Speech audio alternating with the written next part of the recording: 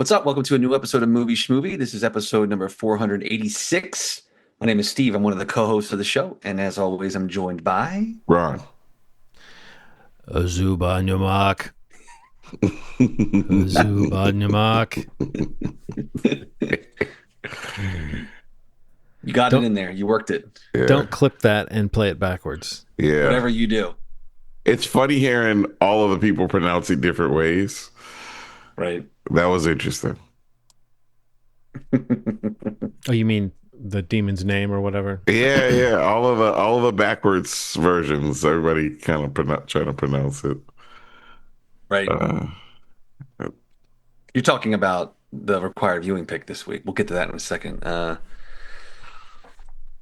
else? We're going to get into the required viewing this week was Undertone. That was my pick. We had a delay last week. Ronald hopefully is more so on the other side of his ear infections, enough so that he was able to check it out and we can talk about it on tonight's yeah. episode. I'm at like an 80% right now. It's That's enough. Yeah, that's enough. Yeah, that's enough to hear tones.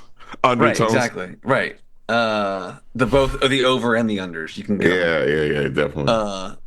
So we'll get to that in a second. And then I think we're going to just talk about. I think John's going to talk a little bit about the Apple series, Apple Plus TV Plus series, Widow's Bay, which is getting a lot of love. I can't wait to watch that. I think he's watched the first episode or two, maybe. I don't know. Yeah, the first two are out this week, and Perfect. those are the ones I've seen. Yeah. So yeah, we'll get to that in a second. But yeah, I don't know. Anything trailers you want to get to at the top of the show before we jump into the required viewing? Well, Ron, you sent one around earlier today. Why don't you go for that one first? Yes, Zach Cregger's Resident Evil. Who would have thought that a comedic actor and writer would turn into one of the better horror film writers in the past 10, 20 years? And this trailer is a little different take on the Resident Evil franchise. I think we've gotten everything from wacky to zany when it comes to the Resident Evil films, honestly. Sure. And this looks like That's the spectrum. yeah, Wacky to zany. wacky to zany. That's where it falls. Yeah. And I think we're finally getting something that feels like it's a little more on brand with the games. Like, there's some seriousness to it. There's some scariness to it. And I couldn't be any more excited. So what'd you guys think of the trailer? Steve? Yeah, I thought the trailer was awesome. I mean, like I had read recently, or he talked a lot about it when he was doing press for Weapons, I guess to the extent that he could. Like kind of his take kind of being, not so much the game, specifically the game, more so like a third person view of the events happening in Raccoon City that follow the game, but kind of outside looking in, which kind of gives him some freedom to kind of make, I guess, maybe more of a movie that kind of fits into his style, or even just filmmaking, like the tone of a lot of it, of Barbarian or Weapons. Because even this little teaser that we get, kind of, you can already get a vibe that it kind of sits in that same lane. And, but to be inside of IP like this, or to be playing around with a property, that they're trying to reboot, or to try a different approach to it, clearly to Ronald's point, it just, the teaser, trailer, whatever you appropriately call it, I thought was great. And, what's his name? Austin, the guy who's the lead in the trailer. I should look that up better. Or Austin Abrams, who was also in Weapons. I thought was awesome in Weapons. He's I can't wait to see him in a lead role in a movie like this. I've always really liked him. He was in Wolf, or Wolf's, whatever, with the Brad Pitt, George Clooney Apple movie, was really good in that. And I liked him in Euphoria as well in the earlier seasons. But I thought the teaser was awesome. Honestly, I like just an idea of what the movie is very clear. What's happening is very clear. I love the idea of centering it around like a phone call, like, "Hey, sorry, things are not going to go as planned." Like he kind of just stumbles upon something, and you get the little preview of a bunch of the creatures, the characters, the faces, the things that you might recognize from the game. And I think we'll see more of that as more of it comes out. But yeah, I'm glad that to see that like he's at a point where you see his name and you see his movies coming out in IMAX and you see Barbarian and Weapons and it means something, Mm. Yeah. in front of a title like this. Even that in front of a Resident Evil movie, it's like that's pretty awesome for a filmmaker that we all really enjoy. So yeah, I'm super excited to see this film. Yeah, I mean, I don't come at it having really any experience with the game. I've seen Sure. people play the game and I know some of the lore of the game. Yeah. And I have a dear friend who is like, that game is his chosen lore, that he loves. Hmm. And like, so he's very sensitive to the notion of somebody making an adaptation. And I think so much so that he is, like not even excited about someone like Zach Cregger, who is a good filmmaker, taking it on because he's just like, oh, I'm going to have so many thoughts about it no matter what they do. But I would be, I would be and will be very interested. I'm sure I can find out what my friend thinks of the trailer, because I thought the trailer looked great, independent of anything from the game. Again, knowing some of the imagery of the game, I did think it captured some of that sense of the, just the when the thing's like coming out of the door and all the limbs are coming out and kind of grasping around the Yeah. door Yeah. Yeah. frame, and then it's the weird thing in the sewer, the big it looks like a Harkonnen from Yeah. It was Doom kind of big guy. Yeah. Yeah. I mean, the stuff like that reminds me of graphics from the game, and I can see how, like, to me there was a sufficiently like creepy, haunting quality to it beyond just kind of jump scare stuff, or beyond kind of the horror movie of the week kind of feeling. It did feel Right. like Right. I was feeling some of that, just some of the, I don't know. Zach Cregger is a director that takes care with certain imagery. We talked about it with Weapons, how there's like, iconic images even from the trailers and the poster, but like in the movie too, like the kids running in the nighttime. I think he finds these images, and I think that this movie looks like the images are intact. And I'm to understand, I heard it referred to as a kind of horror fury road, where it's going to be like Yes. you hit the ground running and you just keep escalating and going and going. Jesus. And that sounds fascinating. Someone like Zach Wow. Cregger doing that, I will really be fascinated to hear how my friend, who like will probably have super deep nerd purist feelings about what approach is being taken. And so therefore I think what little I know though is that Zach Cregger has said none of this is based on a storyline from the game. This is his own storyline, but it's based on a love of the game and trying to kind of tie in all the things that he loves, and presumably, I mean, implied in that is tie in all the things that he feels past adaptations have not fully captured, So like he hasn't said this will be different from that stuff that came before necessarily, but he has said that he's trying to add something to this. Sure. So no, I don't know. Like it looks good to me, and I do agree with you, Steve. It's fun to see a director like Zach Cregger has become one of those people who you now can say, from the person that gave you Weapons and Barbarian, and you presumably to the average moviegoer that this trailer will be shown to, probably in front of a horror film, or something appropriate in whatever it's paired with. Those people will know what those movies are, and like it's fun to think of Zach Cregger being kind of a brand name, the way that Jordan Peele became a little bit of a brand name, and Yeah. in the past we've courted people like even people who didn't always keep it up, like Ty West or whatever, but like there's different names that become sort of like the name in horror. For sure. And what's the guy who's got Obsession coming out and he's got the Texas Chainsaw reboot? Curry Barker. Yeah, he's another person whose name I'm seeing a lot Yeah. these days. So, I like it. I like it when people work in the genre. And yeah, Zach Cregger, we love his movies, right? I mean, Yeah, for sure. He's in that like horror love fest, like the Jordan Peele's, the Mike Flanagan's, Krager's in there. I was gonna say that it's a good point you made. Like, the timing of the teaser is really great because I mentioned last podcast, like, that May is like a really rich horror release month. It kind of out of nowhere. It's like a really cool counter programming kind of approach to right when it hits the summer. You mentioned Obsession. Hokum comes out this week Yeah. with Adam Scott. There's a couple other ones I can't. And again, like I was blanking last week. Passenger, Hokum, Obsession. There's one more or two more actually. But yeah, I mean, you can see that this trailer in front of all those movies, I bet. and it's gonna Oh, and they're sure. all kinds of different horror movies. So you're just like spreading that out because like that's the audience that would want to see a Resident Evil film, especially one maybe made by Zach Cregger. So I mean, Yeah, it's yeah, for really really sure. great timing to have that come out this week where it kicks off with Hokum, which will come out in theaters on Friday. Cool. Yeah. I hope it will be easier to find than Over Your Dead Body Over Your has Dead been. Body. Yeah. Yeah, for whatever reason, like the release strategy for I that saw film. that too. I was like I mean, very select times, right? yeah, and it's odd because they have now a lot of movies have, and it's R-rated movies. It's not just family fare. We'll have like an early screening, like a 10:30 or 11 in the morning screening, or Yeah. something throughout the Yeah. day.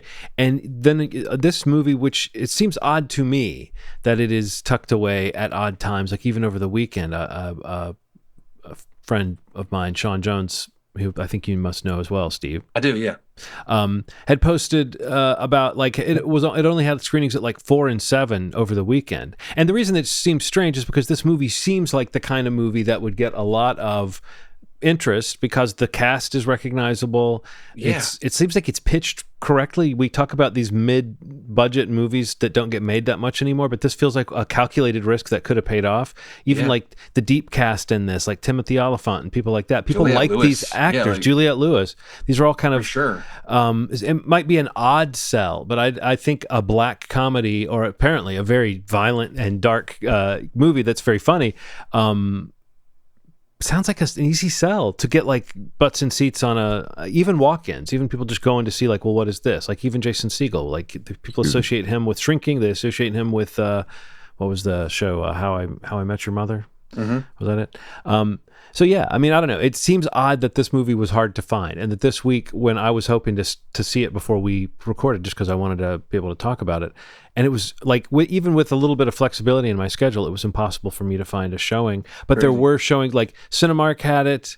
I think the Hunt Valley had it. So it was kind of in the outlying areas, but in Baltimore, it was really hard to find. And then when I saw someone else posting that, I thought, okay, that's not just my experience then. That's like, there's something oddly positioned about the screenings that were available. And it's like, I've never given that any thought about how that could affect a movie's fortunes. But is there any way, maybe that's just local to Baltimore, but I wonder if that's reflected in other places too, that this movie, because I remember, is it Yorma Tacone? Tacone, yeah. It's not Jorma though. I think it's Yorma. Okay, well, we'll split the difference, and I'll kind of slur it. Jorma. He was on a podcast last week, and they were talking about it as like out in theaters now, and I was like, oh, surely they're talking about like New York and L.A. because I just hadn't seen it, Yeah. And then I looked, and it was like, no, it's out. It's just crazy. hard to find. Yeah, it's kind of odd. Anyway, and it wasn't at Towson or the Senator or the Charles, which often you would assume one of those three places would have, again, a movie with a recognizable cast and an easy premise like this, which is like a couple that go on a retreat and they both are planning to murder each other when they're on the retreat. That just has Yeah, that just feels good. Yeah. in our current like true crime obsessed era, that sounds like a shoe-in. Anyway. Not the case though, right? No, not the case. Well, maybe it would have been. We just don't know. I mean, again, I think this is not unique to this movie. Occasionally we say this like, oh, here's a movie that seems like it could have been something if they had Sure. pushed it more, or if they had figured out how to market it. But we talked about the trailer, right? I think that's the only Yes. time we talked about this was when the trailer came out. So I feel like there was another trailer, but I'm spacing on it now. But I know, the House of the Dragon trailer. There was a really big. Oh, I missed that. Yeah, me too. Well, I mean, it's just. Was it a real one or an AI one? It's a. It had Bart Simpson in it. It's weird. Yeah. The crossover you never thought you'd see coming. Yeah, I know, and I was like, is that Bart Simpson? But it was. No, it just, they're definitely trying to show off that this is a more action-packed Bigger, season. yeah. Yeah. But I see, I'm not the guy that minded the last season ending on a here it comes kind of mode. I think the only thing that bums people out about these shows, and I think it's going to continue with all of the big, expensive, effects-filled prestige shows, it's that they don't come out every year.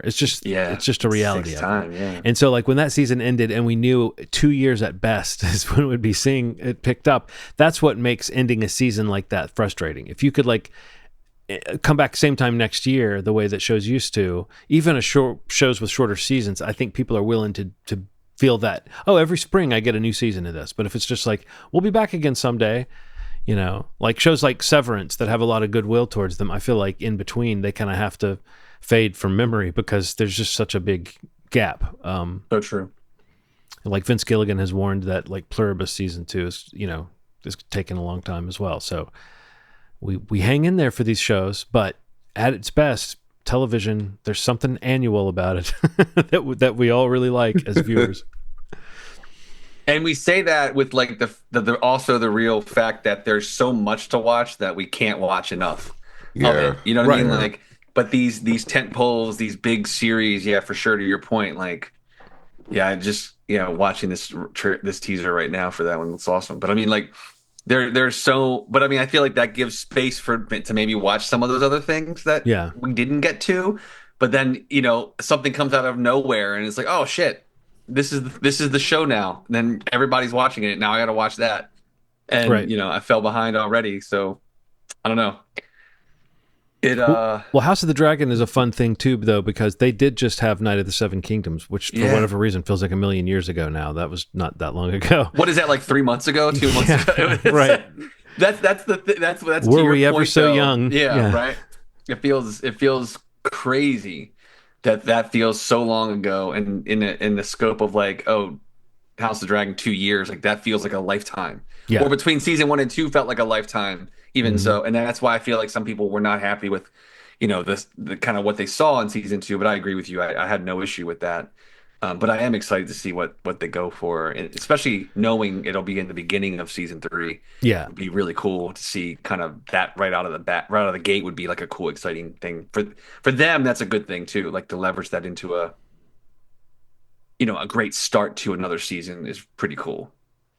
Yeah, I mean, you wouldn't even really want it to be 8 episodes of fights, but having an episode 1 that should, I mean, just from what I know of the story from reading the book, which they do veer away from things a little bit, but as far as what they were teeing up at the end of last season, it definitely is the thing. Like there's a huge turn of events coming that is also tied into that kind of Game of Thrones tragic, thing. Like there's some good tragedy coming if they do it right.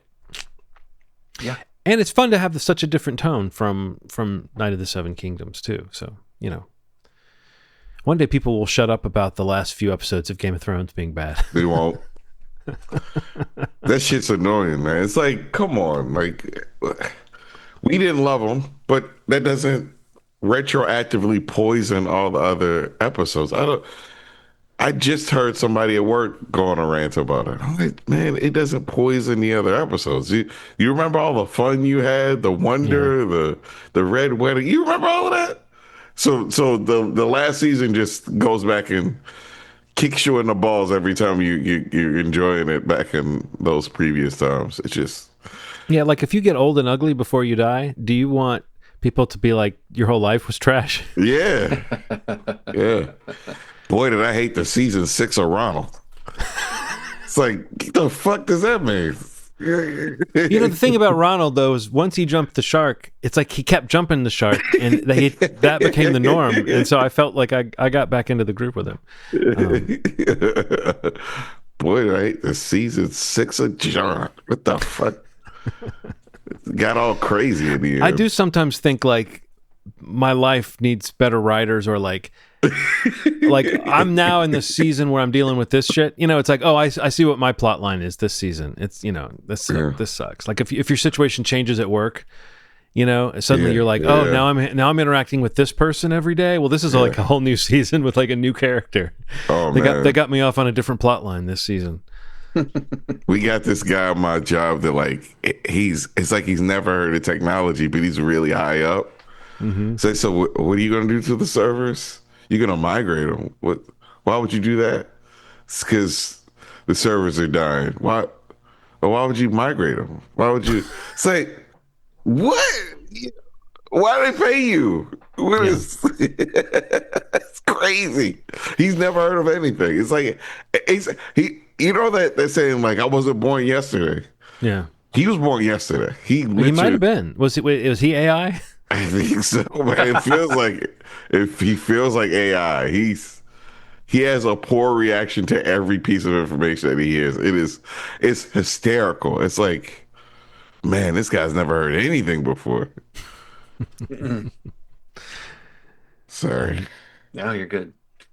All right. Well, let's move on to required viewing. Just a reminder, I chose Undertone. Mm, I think it actually, I don't know when the official release of this was. I think it was in March, mid-March, by A24.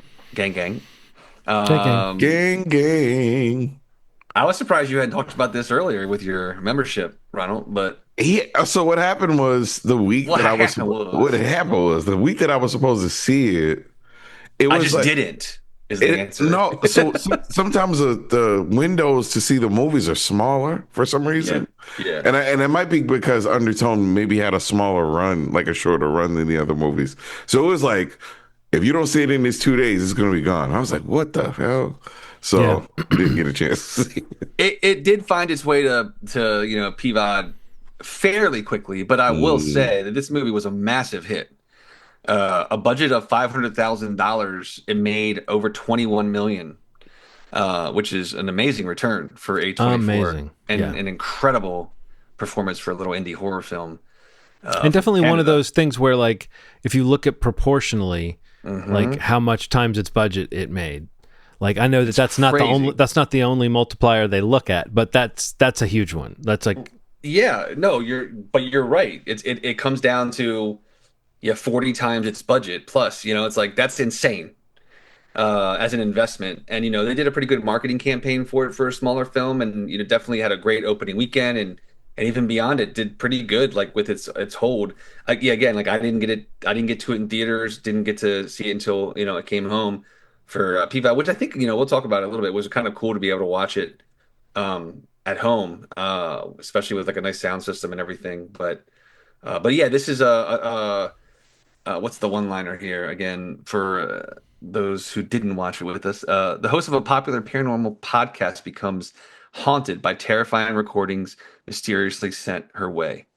This is written and directed by Ian Tuason and starring Nina Kiri and really, I guess, the voice Adam DeMarco, who I recognize, or the voice sounded so familiar to me, I had to look it up, and he was Albie in season 2 of The White Lotus, the son. okay. Yeah, yeah. I was like, this voice is very familiar. But what you guys think of Undertone? Why don't you start? You seem to have just finished it, Yeah, so tell us we what even you we even think. held it off so that your ears could have a better experience with the movie. And you said you're not at 100%, but yeah, you I'm at were at like an least able 80%. to. Yeah. So I did kind of. I was thinking about the way you said it would be enjoyable to watch. Then maybe if I had some headphones on. Hmm. So I did. My bedroom's kind of set up with the Apple HomePods, and they're on either side of me. And those things throw sound in a weird way, like kind of incredible. So Right. I had them in the back of I have them in the back of the bedroom, and I kind of sat between them and took in the movie that way, and it was an experience. It felt like some horror films feel like roller coaster rides, like you kind of click in and it's like oh, oh, it kind of felt like that in a cool way. I would put Insidious in this also roller coaster ride horror sort of thing. And what this movie does, it kind of lulls you into this belief that you're safe. You get the physicality of everything. You get the spacing of the house. This woman's checking on her mom. She comes back. You know where that is. She's Yeah. goes to the bathroom. You know where that is, and it kind of lulls you into this comfort. And then all that stuff becomes spooky and very far away or too close sometimes. Like it's really cool how proximity becomes like either the worst thing in the world or the best, maybe. Because Yeah, are you in the middle of a little cramped room yes, all right, where you're like cramped and trapped, or are you in the middle yes, of a wide open space where you can't really be that alert to what all's happening yeah, around you? And are you whipping your head around, looking behind you all the time, or are you just freaking yourself out if you're doing that? No, I think yes, Sure. that like, especially sitting in a room with your back to any kind of opening or doorway or anything, and like you've got headphones on, Yep. there's a possibility that you will at some point whip around because you hmm thought you heard something, you know? And, I mean, I remember what we were talking about. It's nice to watch this movie at home.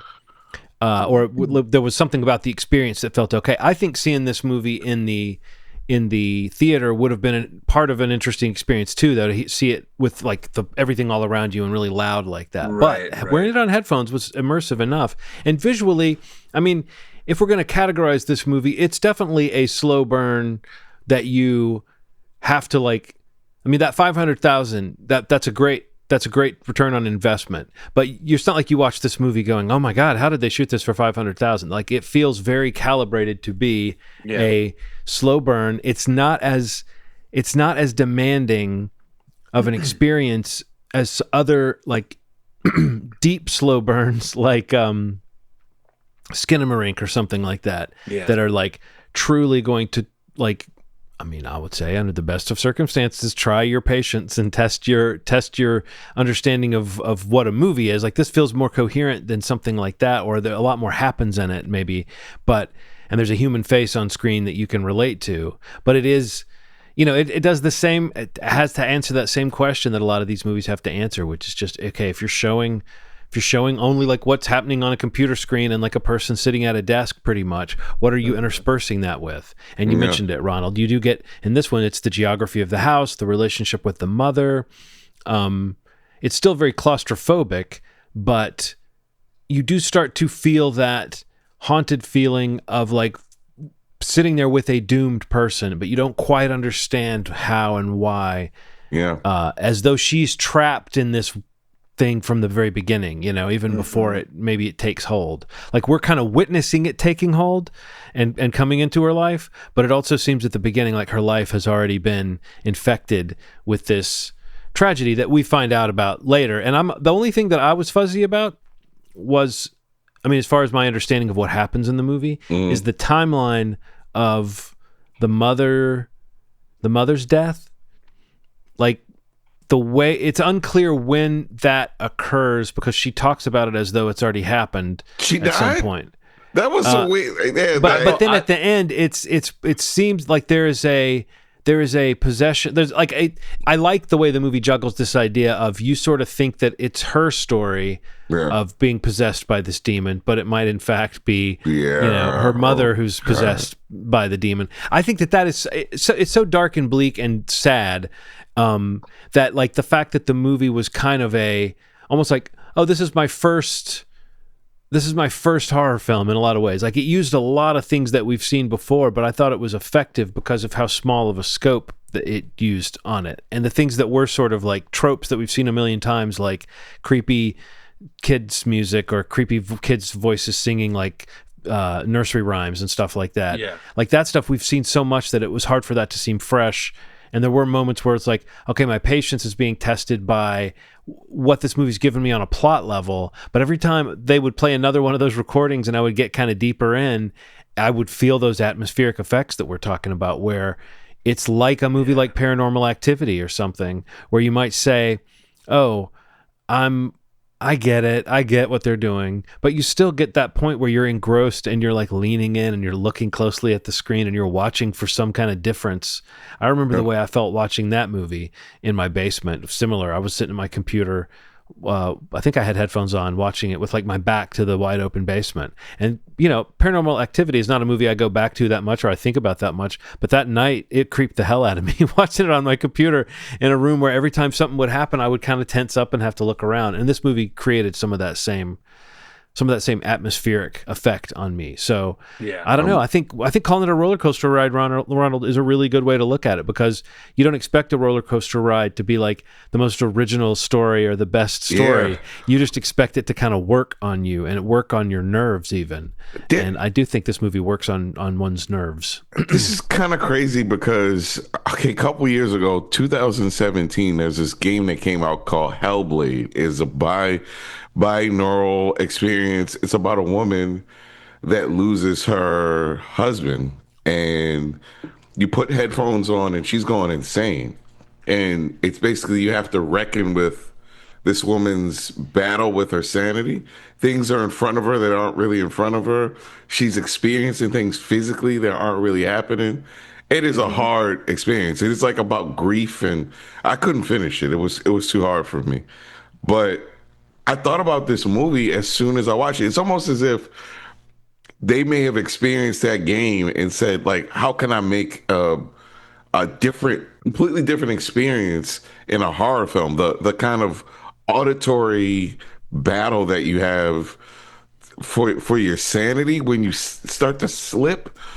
And I like how well they again they kind of lull you to sleep. What feels normal starts to change. You know what I mean? Like they Right. record it late. You know it's going to be late. You know she checks the time every time, and then all that stuff starts to be kind of messed with. And again, like Hellblade reminded me of that experience. And what's even weirder, uh, you're right. This feels like one of the more original things I've ever experienced. And I was shocked. I was shocked. I was shocked and very surprised, very happy because I'd love to like throw this at somebody as like one of those movies you can experience. You don't have to have, you know, just a pair of headphones in your iPad or your phone or something like that, and just sit back and experience something that is terrifying. So Yeah, I feel like the comparisons to paranormal are interesting because I don't know if you guys saw, but like he's actually the guy who wrote and directed this is doing the next Paranormal Activity movie. get out of Okay, here. that makes a lot of They sense. they announced it at the end of last year, I think before this one even came out, I guess because it had been, shopped around. But yeah, it's coming out next year. He's writing and directing it. And he also announced that they're doing a prequel to this movie, to Mm. Undertone, that there's going to be like it's a planned trilogy. Yeah, I heard that. But yeah, no, I felt like a lot of the way it's described, I felt like myself, I kind of felt like the first half of it, I kind of was like, is this moving into like too many things I've already seen before? Right, right, right. With the exception, like I did really like that it was like, I personally felt like watching it with headphones, uh, was an interesting experience because there's moments in the movie where she's hearing things in the recordings and you can tell she's like wondering if she's hearing them in the recording or if Yeah, she's hearing them in her house. Mm. yeah, And those moments as you're watching this movie, hearing it, where I was like, wait a second, like what? Like I was like questioning myself, like that's kind of creepy, you know what I mean? Yeah, Um, man. but like, yeah, I know for the most part, I was pretty engaged the whole movie. I will say, I felt like the last like 15 minutes ish was pretty great. yeah, I felt like it did that ramp up thing, just like Paranormal Activity did, or even Blair Witch did, like those kinds of things were like all the geography that Ronald's mentioned that you've done, like with the house and who's where, what's happening. It kind of all comes into play at the end as she's walking from the dining room area to the kitchen to the stairwell to the bedroom to the bath. It's like it's all coming back into one what feels like almost a single shot as it's moving around, Mm. which I thought was pretty well executed. Um, Especially like with the way the electricity is happening and the callback to the image from earlier in the movie being on the television screen. I hated that part. Oh, I Right. hated that part. Like there's all these things happening and there was a couple and the moment where you see something in a mirror in the bedroom, like I had like Yeah. really, really severe goosebumps. Like it got me pretty good in that Mm. moment.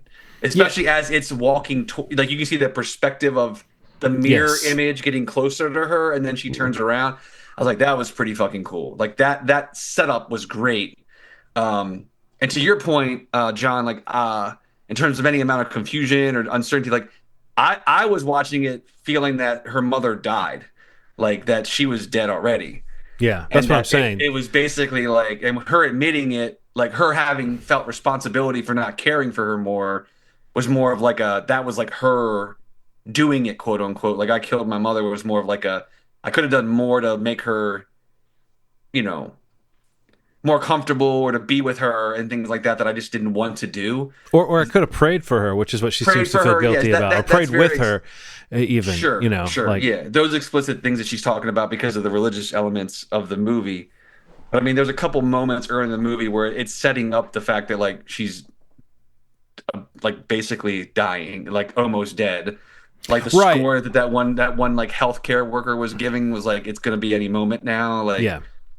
and I think they did a pretty interesting job, and maybe it's meant to be a little more ambiguous, like when that happens, but like, the shots of her mom, like where like it just looked more and more still and surreal, like that's a corpse. Hmm. Like that's not an alive Oh, person anymore. And almost like it's like, oh, it's a perfect vessel possibly for like this, spirit, witch, yeah. whatever it is. But yeah, that stuff, I don't know. Like the more I think about it and talk about it, like it definitely is worth a watch. It's not the scariest movie I've ever seen. It's not the second, like every fucking thing that you see anytime a Right, decent right. horror movie comes out, either they got to oversell everything.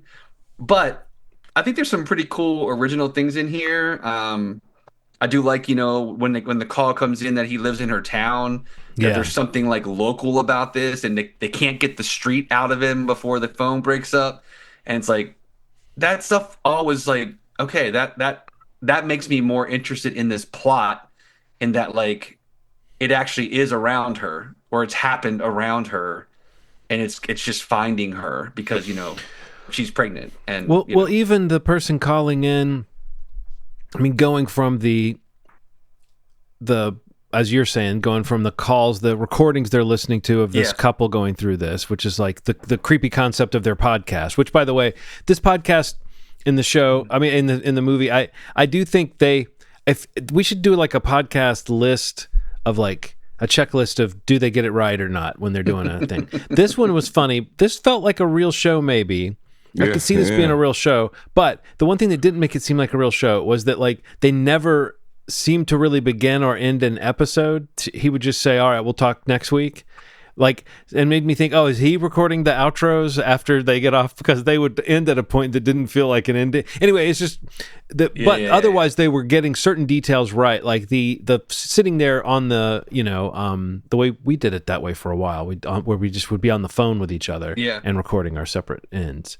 Anyway, that I did think that the audio, we've been talking about this kind of audio aspect of this movie, but just to let people know, the movie really mimics what she's hearing in her noise canceling headphones while she's at her desk looking at, or at the table on her laptop recording a podcast, but also just listening to recordings on her computer. And so there's recordings that they listen to that are creepy. And then you're right, Steve, then that fades into the people they talk to that are like local. And then that feeds into the creepiest call, which is from Abby, which I think has got to be a reference to the name of the demon is like a Abuzu. So we're meant to think that might be, the demon in a human guise. But the way that she asks to talk to Mary, which is the name that Evie has said she wants to give the child that she is thinking about not having because she's not sure she should be having a kid. Right. That's such a creepy setup, and I feel like that distracts us really beautifully from the fact that it seems like, we're thinking it's going to be her that might, kill her unborn child, and that's the curse. But the idea that it might actually be her mother that's going to kill her as like the mother, because this is what this demon does, is it makes mothers kill their children, or it's like a demon that comes to women who kill their children, or what. It's a creepy setup from the word go. And so all it's that like stuff, a demon that killed children because she couldn't have children. right? But like would drive women to kill their children Yeah. because she couldn't have children. Yeah. So like we're thinking of Evie possibly killing her baby, or I mean, she doesn't have the kid, so she would, she would just be taking care of it before she had it.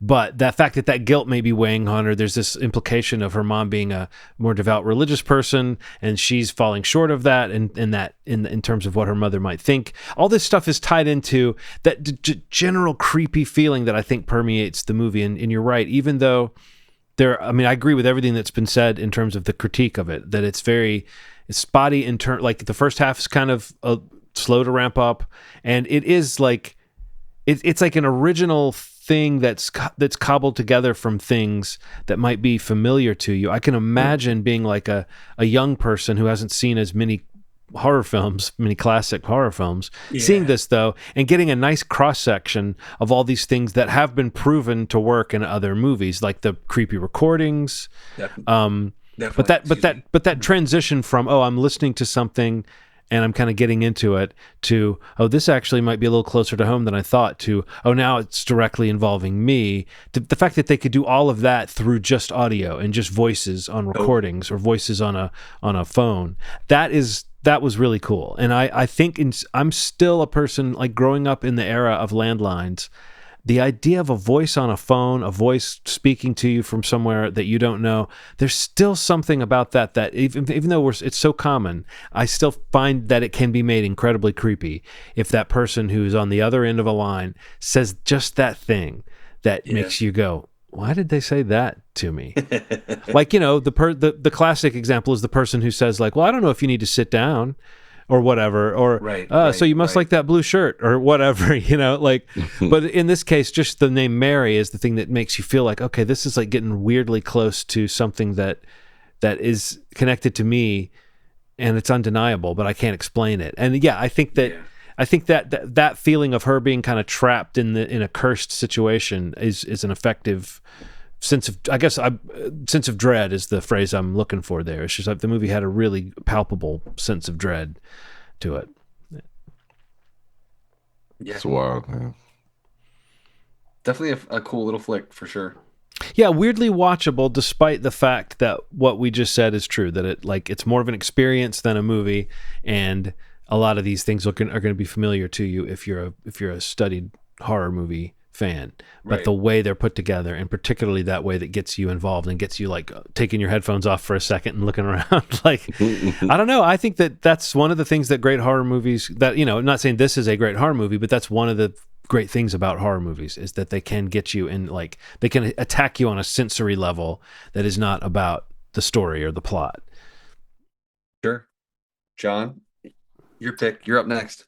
You're right. Let me, I have to pull up the ceremonial image for choosing another option. Here we go. Nope, not that one. That's, there we go. Here we go. So yeah, I this is still going to be timely, I think, because we're missing a week. We're not coming back. No episode next week. But I think when we get back, we will still be in the midst of season 5 of The Boys, the final season of The Boys, which is happening right now.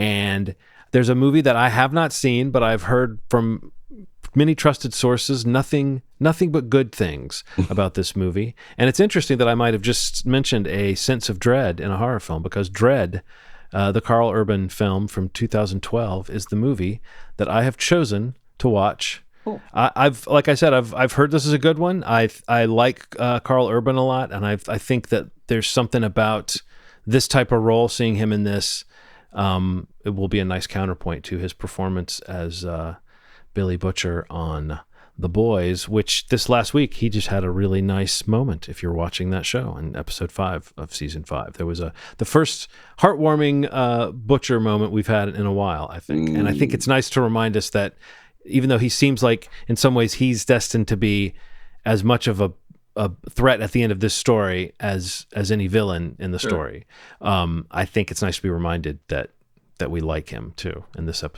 last episode did. And I think Carl Urban, I do think he's one of those guys that you like to like, and you want to like him in something. Yeah, so, for sure. The fact that he agreed to do the Dread movie the way it should be done, where he doesn't take off the helmet the whole time instead of having to be on screen, I think that's the kind of choice that I like it when an actor makes. Even though I'll be honest, I have never read a Dredd comic. I only know a little bit about it from some of my friends that followed them. But I know that movie is supposed to be a lot closer to the comic than the Sylvester Stallone version from eons ago. So yes, Dredd am I right about 2012? Sounds good. Sounds right. I've heard that it's reminiscent of The Raid. Oh yeah, I really Yeah, like Dread. me too. I'm excited to rewatch this. So yeah, 2012, 95 minutes. Come on. Yeah, it's been a while since I've seen it, so I'm really excited to see it. Streaming free on the Roku channel, by the way. Oh, Oh wow. nice. There you go. It's got a good cast too. Wood Harris, Donald Gleason, Lena Headey. Yeah, this is a fun one. Cool. Glad you guys didn't grimace. Oh, for sure, man. I'm excited. So what else have you guys watched? Anything? Or maybe Ronald, you asked something earlier. Where are we watching things? Yeah, Right? yeah. Why don't we bring that back up? I think what I've just wondered in the last couple months, just as the shift, every couple years, a new uh, service comes along, or a service starts to become more valuable in a kind of rotation. And I was just kind of wondering what everybody's watching primarily. What services are you using to watch your content right now? How do you like this red light I just put on? I like it. It Got feels real like serious I'm and really dark. put you on the spot. Yeah. I'm you know what I am? I'm like I'm your fast food meal waiting for them to pull it from the Oh. heat lamp. You know, I'll go first. I've been watching. That's what I said before. I'll just repeat what I said off mic. I have been watching. I'm a spread. I'm not an argument for any one particular streaming service at this point. I've been watching a little bit of. I mean, honestly, within the last few days, even I've watched a little bit of Paramount, a little bit of Peacock, a little bit of Paramount, a little bit of Peacock. That's all right. A little bit of Hulu, and a little bit of Netflix, and a little bit of Disney, and a little bit of Apple. So I am literally, I'm working it. You know that little button, that home button, where you scroll around the different apps on a smart television. Yeah, I've been working that button. it's home. When I hit that button now, it goes, Jesus, you again? um, Yeah, I think it's. I mean, I feel like. I mean, I like watching a lot of stuff PVOD based. You know, through Plex or whatever media services that you might be using. Vudu. But I think of the streamers, I'd probably go to Netflix, maybe HBO Max and Apple the most. I think that what do you call it? Like the consolidation that might have happened, or a little bit happened, like with the merger of Netflix had been able to get Warner Brothers or pursue Warner Brothers would have been interesting because I mean I do watch those two probably the most of the streamers. Meaning Netflix and HBO Max, but yeah, I don't know. It's kind of it's usually one of those three if I'm going to the streamers. And I mean mainly because I think John can talk about it here in a minute, but the Apple of it all, like I feel like just pure batting average. I think Apple is just one of the best original streaming kind of content libraries of the last couple years. Even if you just look at the last few years, 5 to 6 years, whatever the streaming wars starting when everybody pivoted early days of COVID. But like I just feel like mostly everything that they are putting out is at least good to very good. So like I do find myself gravitating towards them a lot. And honestly, most of it is like for shows. I don't really movies that I'm watching is on PVOD services or through media service. But I mean, like shows is really what I'm going. I have found that the shows are what I'm going to the streaming services for. I don't really watch any like TV like traditionally, like any like live TV through YouTube TV or anything like that. It's all through one of probably those three streamers. mm. What about you? By the way, I just turned the brightness of the light up all the way. If anyone's Oh wondering, wow, if anyone's it looks watching this intense now. it really is. These are the reasons you down a need the YouTube feed subscription. You can see Yeah, John so playing turn with that red down a lights. little bit. Put I mean, on it's a like going from red looking like light. under a heat lamp to looking like this, whatever this is. I mean, it's not a bad look. No, it's not. You look like you're in a comic book and you're like under stress. Like you know what it reminds me of? I used to play a lot of Metal Gear Solid, Yeah. and when they call people on the little snake, and it, like, oh, you need to get the schematics from the basement of the the bunker. That always used to remind me that the kind of tint to it. It was like a green tint, but it looked like that. I'm gonna turn this down. What am I using? That's fun. Netflix has kind of got me in a chokehold for a very specific reason. Uh, WWE products are on there now, and some of them are. Uh, NXT, which is kind of like I'd say like the G League of wrestling, lost its place. The G League? You mean like that movie with Ben Affleck? No, and, the G League, Jennifer Lopez, the Gatorade League, the G League, which is so fucking funny.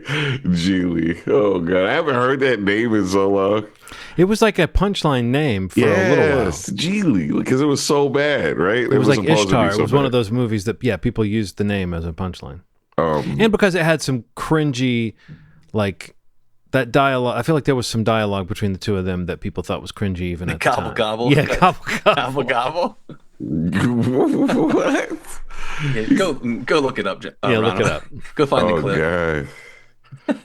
Oh god. Type in J-Lo gobble gobble. I'm sure you'll get. Yeah, okay.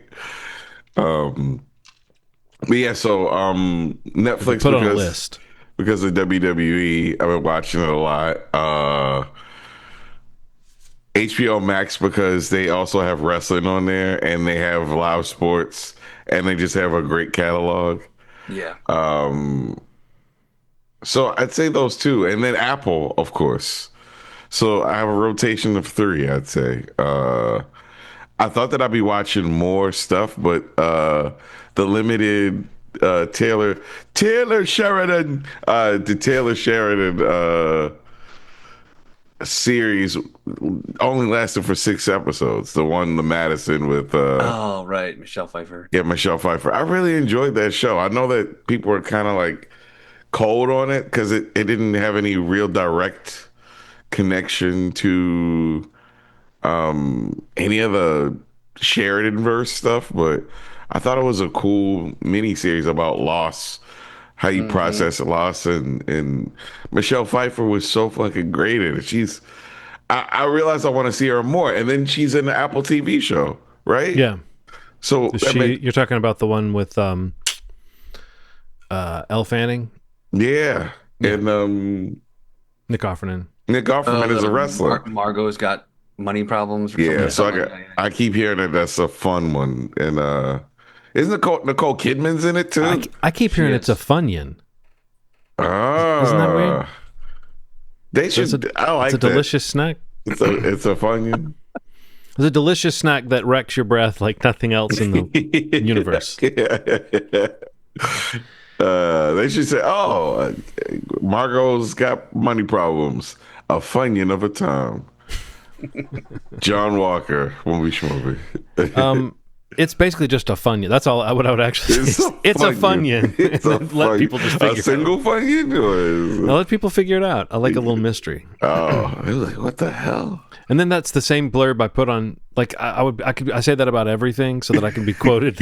Like, Jesus, what does this guy mean? And then another time I say it's a combo, and they're like, oh, he must be talking about snacks. So yeah, speaking of Apple TV Plus, I have seen 2 episodes of a brand new show on Apple TV Plus that I would say keeps up the sort of idea that they have something good going on or something new coming out every so often that's just special.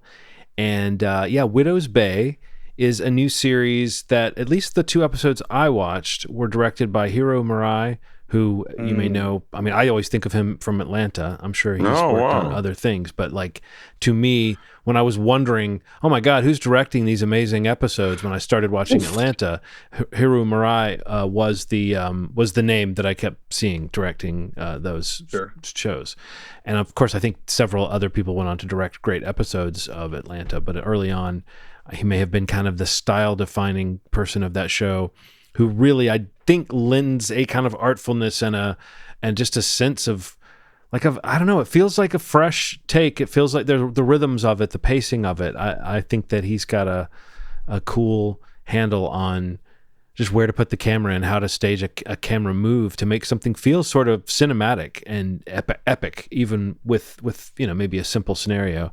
And Widow's Bay has all of those qualities. It's really a very cinematic show. It's created by Katie Dippold, who's a writer that, if you look her up, you'll see her name on a few interesting things. She wrote the first episode, and I believe is kind of the showrunner and maybe the head writer. So I think her aesthetic is all over the thing. And, she's a comedy writer, but what's interesting about, again, the first two episodes, so I don't know how far this goes, is that the show is a comedy horror mix, and it really does play the horror elements.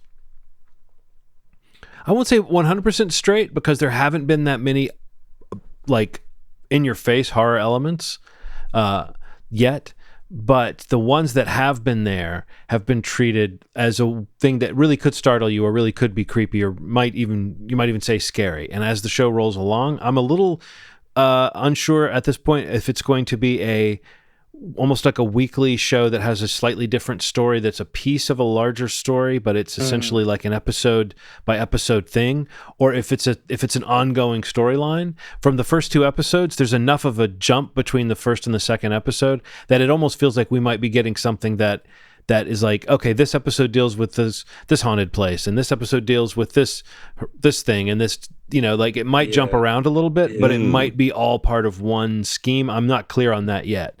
So it's not, I'm only mentioning that because it's like, whether it's setting up the show to be like, oh, this is like a season-long arc and it's a real story, or if it's setting itself up to be a show that's set in this spooky town and there's a lot going on. I don't really know. But I Right. could see there being a real arc. There's sort of like a doom on the horizon that from the first episode is being foretold, and Stephen Root plays a character who's kind of the crazy local guy who's like Right. saying like, it's coming. Like There's a storm a coming. yeah, and it's almost weird to see Stephen Root not doing an exaggerated southern accent of some kind, so that's great. He's playing a northern guy in this. But I'll tell you, Matthew Rhys is amazing in this. He is so funny, and he twists, like, his character is so, like, from the start, he's kind of an annoying guy and nobody likes him, kind of like, it's kind of a gag, like right from the start. The town doesn't seem to appreciate him or like him at all, and it's like it adds this little bit of comedy to so many interactions where he really is trying, but he's maybe a little too much, and he just wants people to work with him because he's trying to increase tourism in this town. And it's a haunted, creepy town, and it might have a curse on it, and people don't really want tourists to come around, and he wants it. So you can kind of see that conflict there. Yeah. But he's the mayor. He ran unopposed, so like. He's like just a guy that everybody thinks is kind of a dork, and it adds to the element. I mean, those, again, in two episodes, it was endlessly amusing to me to see him trying so hard and missing the mark. And it's just a really finely tuned comic performance from him, where he's letting the character be kind of annoying, but you still sort of root for him because you can see that he is working hard. But it's really well done. It's really well made across the board. And I think it's a 10 episode season, so I definitely will be keeping up with it. And I might let myself get ahead because we have the season. But I think we have pretty much a weekly embargo that goes up, so we can't get too far ahead in our thoughts. Right. But this feels like one that would be fun to maybe definitely once you guys have seen it, come back to, and especially maybe at the end of the season, come back to it and just talk about how it all wound up. Yeah, this one looks awesome. I can't wait to see this. Yeah, it does. Ronald, have you watched anything? No, not Else, really. rather? Let me think.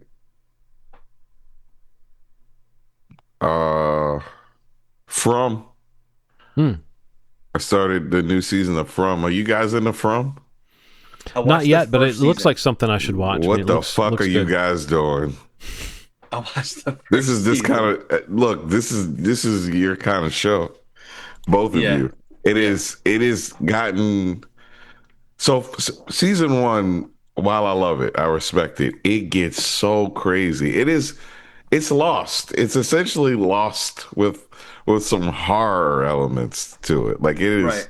so weird, and the twists and turns in the show are paying off a little sooner than I'd say like a show like Lost did. They're really revealing some pretty heavy things much Mm. earlier in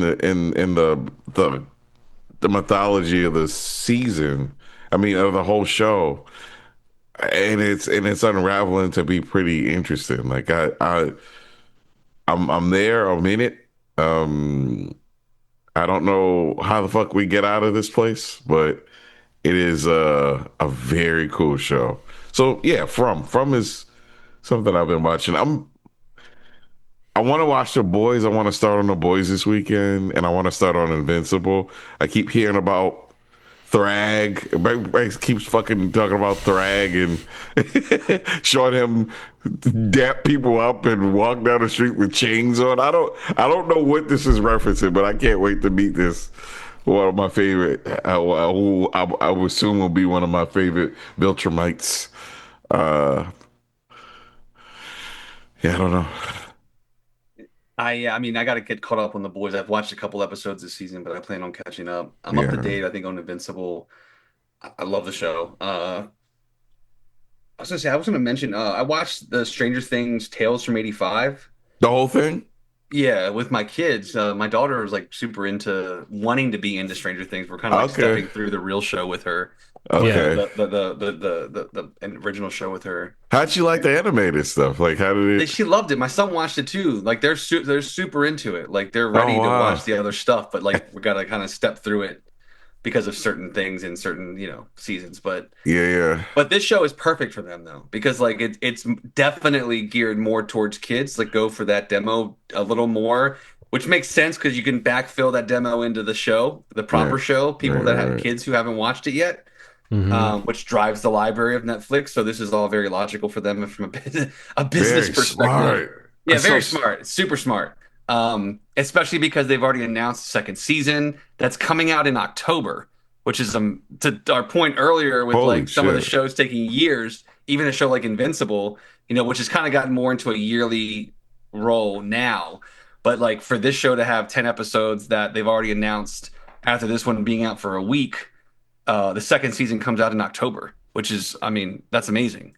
Um, yeah, but this is, I mean, honestly, like this was a lot of fun, man. My kids loved it. We liked it a lot. Uh, 10 episodes, got some new characters, the same core show that we all know and love, but takes place between seasons 2 and 3. It's basically taking place in, and from what it looks like, they're gonna sit in that time a bit in at least the first 2 seasons. I don't know what the plans are for the show long term, but I mean, the fact that they'll have 2 seasons out within 6 months of each other uh, is pretty amazing. But yeah, it's really fun. I mean, it's kind of weird hearing a different voice cast for characters that I'm so used to calling and hearing sound a certain way, but I mean, you can Mm, Right. kind of let go of it pretty quickly, I think. Um, but yeah, definitely recommend like if you're a big Stranger Things fan and just want more of it, that would be me, my wife, and then our kids that are interested in it. This is a great like kind of gateway into it where it's not too much. I don't find it to be too much at all. Way more probably generally appropriate for younger kids.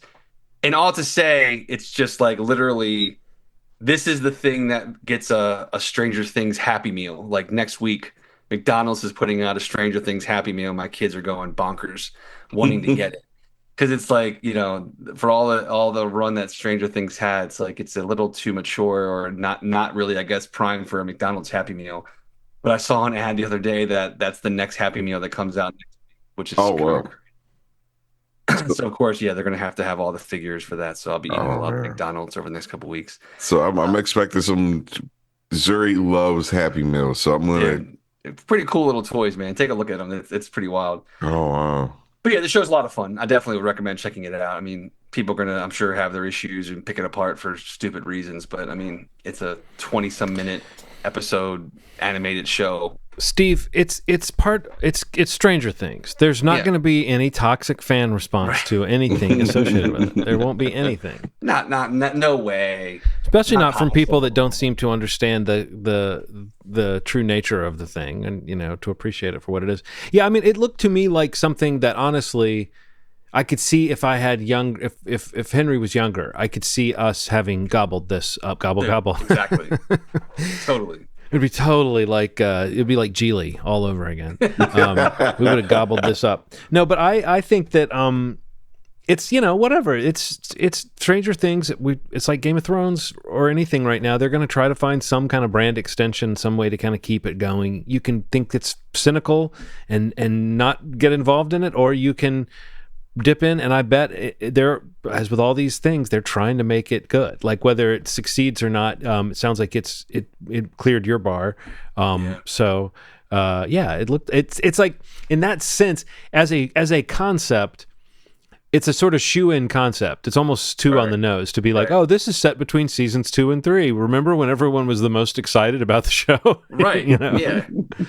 But I feel like Stranger Things, I hope it doesn't go down the way that, like we were just saying about Game of Thrones. I know that a lot of people had critiques of the final season or the final episode, but I think that it was so far from a misfire that in the end it will be recognized for what I consider to be a pretty remarkable achievement in television and long form television. Like whatever complaints you have about it, it does certain things like no one else has done them. And to me that feels like a no-brainer that, okay, could this be a fun idea to like tell more stories about the kids when they these animated models, these CGI models won't grow up between seasons, so they can do as many adventures as they want with them as kids.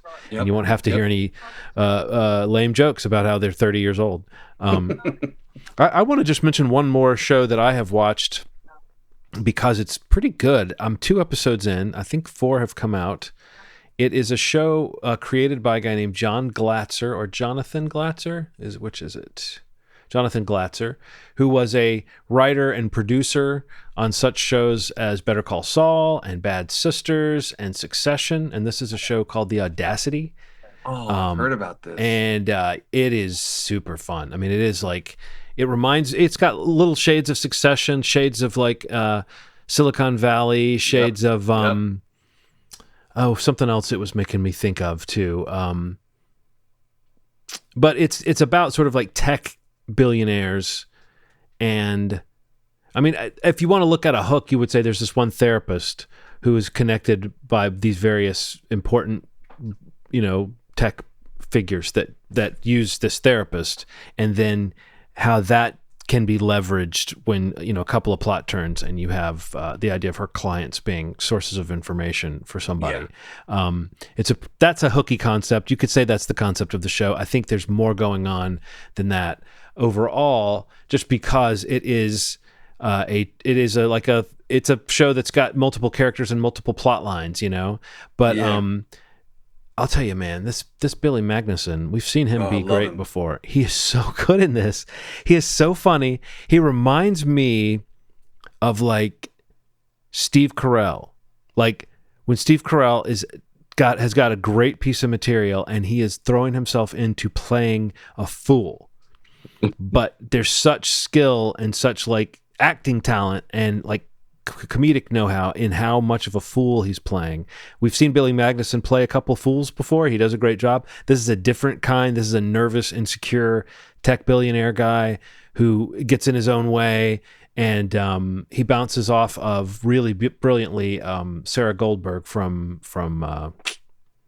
what was the name of Bill Hader's show? Barry. And other people in this show are great too. I mean, there's like, I'm looking at the cast here. There's some really great people in it. Simon Helberg, Rob Corddry, both really memorable in their parts, and then there's just enough unknown faces or less familiar faces in it that it feels like a show that, I mean, I hope it's the kind of show that comes back, because it feels, Zach Galifianakis is a huge name that's in this that I haven't mentioned, and he's very funny as one of the billionaires who's like, so far up his own ass. And I'm sure he's going to do more as the story rolls along, but in the 2 episodes I've watched, he's been a fairly marginal character, but you can start to see how these collisions are going to happen, especially as some of the information, gained in the guise of therapist confidentiality, especially once that stuff starts being leveraged. You can see how this world will kind of fall apart. But I think this is an easy recommend. It just feels like that show that's just going to be really well made and well acted and well written and kind of gripping from week to week. So Yeah, I got to start that. I put it on my list like a week or so ago. I saw some Billy Magnuson was one a clip of him talking about it, and I was like, I didn't even know it existed. Again, there's so many yeah, things to watch. It's like, oh wow, Shows, this sounds like an awesome show. But yeah, thanks for reminding me about that. Is that it? That's all I feels got. pretty good. That feels pretty good. Like John said, we will be off next week, so you have a little extra time to track down and watch Dread. But hopefully in that time, we'll all have seen something maybe in the theater. I plan to see a movie or two between now and then in the theaters, hopefully. And we'll catch up then. But yeah, movieshmovie.com is the website. You can go there to listen to the podcast, subscribe to the podcast, in whatever platform you prefer to listen to your podcast through.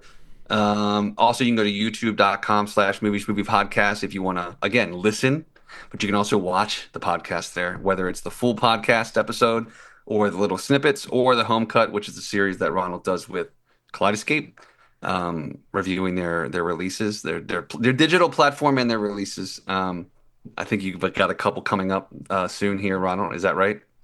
Yes. Cool. Kind of in between moving, so I'm trying to figure out how I can Right. shoot these. But yeah, one of them is House of the Dragon. Right, Not the right. House of the Dragon. God, what's the name of the newer one? The Night of the Seven Kingdom. Yeah, yeah, Yeah. yeah. Uh, Cool. Yeah, well, that's all on the YouTube channel. So you go there, subscribe, hit the bell, so you get notified when Ronald finds time to get those out. You'll get notified that they're there. but you So will be that's the benefit. notified. I will notify the shit out of you. jeez. So I would say like Yeah, maybe like go to a room that's easy to clean up, Yeah. because Yeah. Ronald's going to notify the shit out of I'm you. gonna notify the shit. Maybe like a tile floor, something. Yeah, or easy. put down a tarp. Nothing to stain. Yeah. Yeah. Yeah. So if you could do any of that, that'd be great. I mean, you should do that if you get notified. You should do what John just said. But if you could just go to those channels or subscribe or listen to us, that's always appreciated. The other thing's just bonuses. Thank you so much for listening. We're back in 2 weeks, and as always, you made our day. Thanks. Bye.